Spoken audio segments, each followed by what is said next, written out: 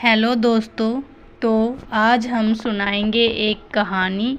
एक औरत जो ऊंचे ऊंचे सपने देखती थी, फिर एक दिन ऐसा क्या हुआ कि उसकी ज़िंदगी समाप्त हो गई। जानने के लिए वीडियो को पूरा देखिए। तो आइए वीडियो को करते हैं स्टार्ट। रक्षाबंधन का त्यौहार पास आते ही मुझे सबसे ज़्यादा जमशेदपुर वाली बुआ की राखी के कुरियर का इंतज़ार रहता था। कितना बड़ा पार्सल भेजती थी बुआ जी। तरह तरह के विदेशी ब्रांड वाले चॉकलेट, गेम्स, मेरे लिए कलरफुल ड्रेस, मम्मी के लिए साड़ी, पापा जी के लिए कोई ब्रांडेड शर्ट। इस बार भी बहुत सारा सामान भेजा था। उन्होंने पटना और रामगढ़ वाली दोनों बुआ जी ने रंग बिरंगी राखियों के साथ बहुत सारे गिफ्ट भेजे थे। बस रोहतास वाली जया बुआ की राखी हर साल की तरह एक साधारण लिफाफे में आई थी। 5 राखियाँ कागज के टुकड़े में लपेटे हुए, रोली चावल और 50 का एक नोट। मम्मी ने चारों बुआजी के पैकेट डाइनिंग टेबल पर रख दिए थे ताकि पापा ऑफिस से लौटकर एक नज़र अपनी बहनों की राखियों पर डाल ले। पापा रोज की तरह आते ही टेबल पर लंच बॉक्स का थैला और लैपटॉप का बैग रखकर सोफे पर पसर गए।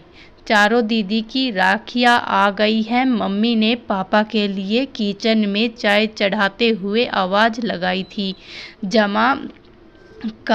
जया का लिफाफा दिखाना जरा। पापा जया बुआ की राखी का सबसे ज़्यादा इंतज़ार करते थे और सबसे पहले उन्हीं की भेजी राखी कलाई पर बांधते थे। जया बुआ सारे भाई बहनों में सबसे छोटी थी, पर एक वही थी जिसने विवाह के बाद से शायद कभी सुख नहीं देखा था। विवाह के तुरंत बाद देवर ने सारा व्यापार हड़प लिया और उन्हें घर से बेदखल कर दिया था। तब से फूफा जी की मानसिक हालत बहुत अच्छी नहीं थी। मामूली सी नौकरी कर थोड़ा बहुत कमाते थे। बेहद मुश्किल से बुआ घर चलाती थी। इकलौते बेटे श्याम को भी मोहल्ले के साधारण से स्कूल में डाल रखा था। बस एक उम्मीद सी लेकर बुआ किसी तरह जिए जा रही थी। जया बुआ के भेजे लिफाफे को देखकर पापा कुछ सोचने लगे थे। गायत्री, इस बार रक्षाबंधन के दिन हम सुबह वाली पैसेंजर ट्रेन से जया के घर रोहतास उसे बगैर बताई जाएंगे। जया दीदी के घर मम्मी तो पापा की बात पर एकदम चौंक गई थी। आपको पता है ना कि उनके घर में कितनी तंगी है। हम 3 लोगों का नाश्ता खाना भी जया दीदी के लिए कितना भारी हो जाएगा। वो कैसे सब कुछ मैनेज कर पाएगी। पर पापा की खामोशी बता रही थी कि उन्होंने जया बुआ के घर जाने का मन बना लिया है और घर में ये सबको पता है कि पापा के निर्णय को कोई बदल नहीं सकता।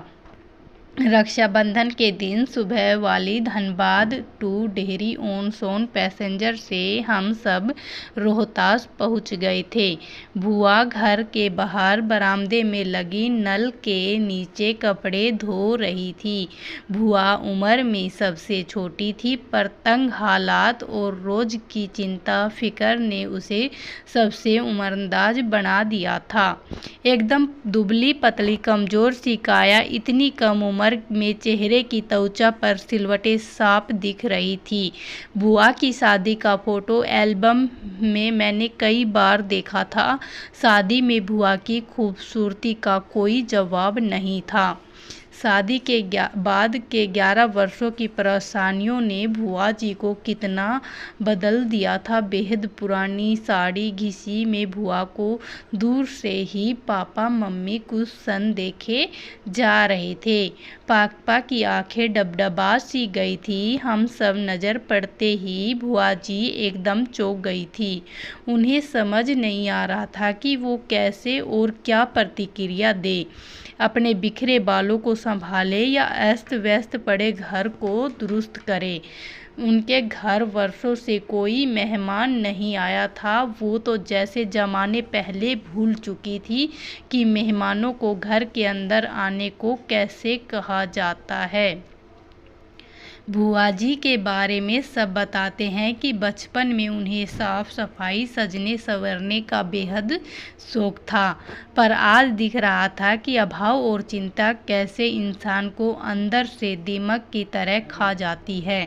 अक्सर बुआ जी को छोटी मोटी ज़रूरतों के लिए कभी किसी के सामने हाथ फैलाना होता, या हालात ये हो गए थे कि ज़्यादातर रिश्तेदार उनका फ़ोन उठाना बंद कर चुके थे। एक बस पापा ही थे जो अपनी सीमित तनख्वाह के बावजूद कुछ न कुछ बुआ को दिया करते थे। पापा ने आगे बढ़कर सहम सी गई अपनी बहन को गले से लगा लिया था। भैया, भाभी, मोनू, तुम सब अचानक आज सब ठीक है ना? बुआ ने कांपती हुई आवाज़ में पूछा था। आज वर्षों के बाद मन हुआ राखी में तुम्हारे घर आने का, तो बस आ गई हम सब, पापा ने बुआ को सहम करते हुए कहा था। भाभी, आओ ना अंदर, मैं चाय नाश्ता लेकर आती हूँ। जया बुआ ने मम्मी को हाथों को अपनी ठंडी हथेलियों में लेते हुए कहा था। जया, तुम सब बैठो, मेरे पास चाय नाश्ता गायत्री देख लेगी। हम लोग बुआ जी के घर जाते समय रास्ते में रुक कर बहुत सारी मिठाइयाँ और नमकीन ले गए थे। मम्मी किचन में जाकर सबके लिए प्लेट लगाने लगी थी। उधर बुआ कमरे में पुरानी चादर बिछी खटिया पर अपने भैया के पास बैठी थी। बुआ जी का बेटा श्याम दौड़कर फूफा जी को बुला लाया था। राखी बांधने का मुहूर्त शाम 7 बजे का था। मम्मी अपनी ननद को लेकर मॉल चली गई थी, सबके लिए नए ड्रेस खरीदने और बुआ जी के घर के लिए किराने का सामान लेने के लिए। शाम होते हुए और घर का हुलिया बदल गया था। नए पर्दे, बिस्तर पर नई चादरें, रंग बिरंगे डोरमैट और सारा परिवार नई ड्रेस पहनकर जच रहा था। न जाने कितने सालों बाद आज जया बुआ की रसोई का भंडार लबालब भरा हुआ था। धीरे धीरे एक आत्मविश्वास लौटता दिख रहा था बुआ के चेहरे पर सच तो ये था कि उसे अभी भी सब कुछ सौपन सा लग रहा था। बुआ जी ने थाली में राखियाँ सजा ली थी, मिठाई का डब्बा रख लिया था। जैसे ही पापा को तिलक करने लगी, पापा ने बुआ को रुकने को कहा। सभी आश्चर्यचकित थे। 10 मिनट रुक जाओ, तुम्हारी दूसरी बहनें भी बस पहुंचने वाली है, पापा ने मुस्कुराते हुए कहा।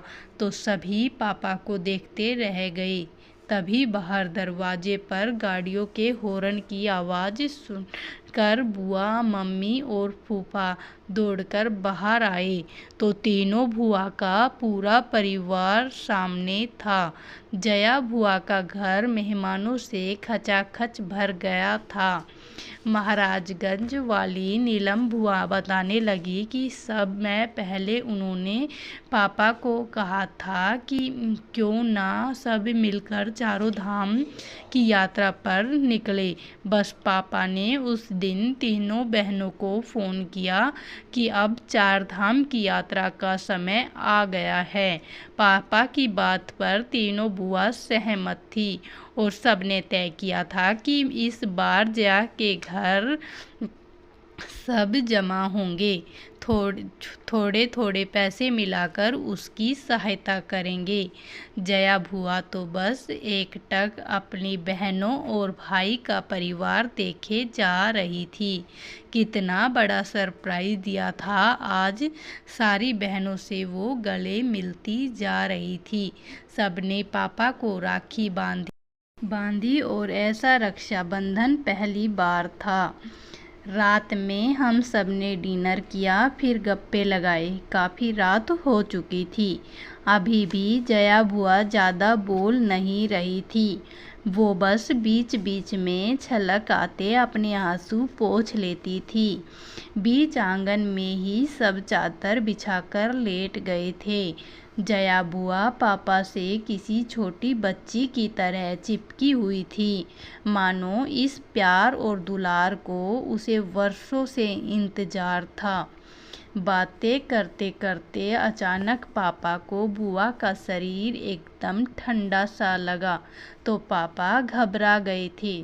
सारे लोग जाग गए पर जया बुआ हमेशा के लिए सो गई थी।